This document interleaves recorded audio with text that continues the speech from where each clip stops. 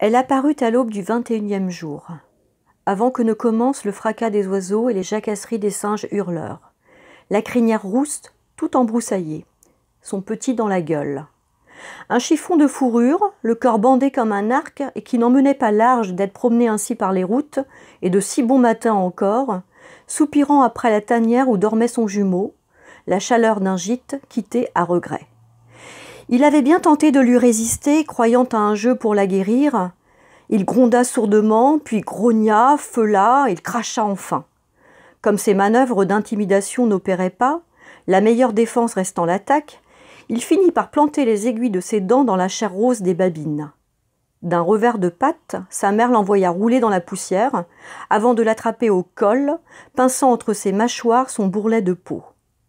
Alors, dans un réflexe mécanique, il rentra le train de ses pattes arrière, pelotonna sa queue sous son ventre et fit le dos rond.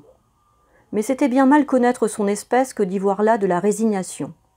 Car, dans l'humeur de ses pupilles ocres, ombrageant les prunelles, sous les paupières mi-closes, il y eut cette coloration sombre et soudaine. Passé la feutrine de sa fourrure, presque encore un duvet, la petite bête était à fleur de peau, viscères noués, muscles contractés, le tout serré à bloc.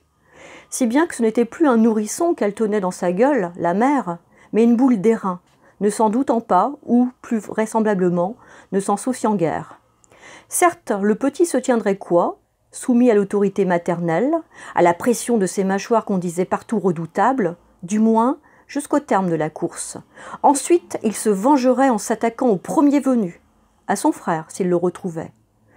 La femelle trottinait maintenant à découvert sur la piste de latérite, l'échine hirsute, le dos voûté, avec cette allure gauche propre à ceux de sa race et qui les fait passer pour des félins de second ordre.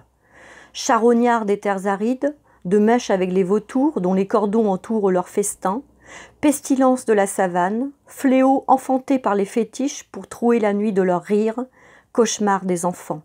Les hyènes, méprisées, boudées, risées des conteurs.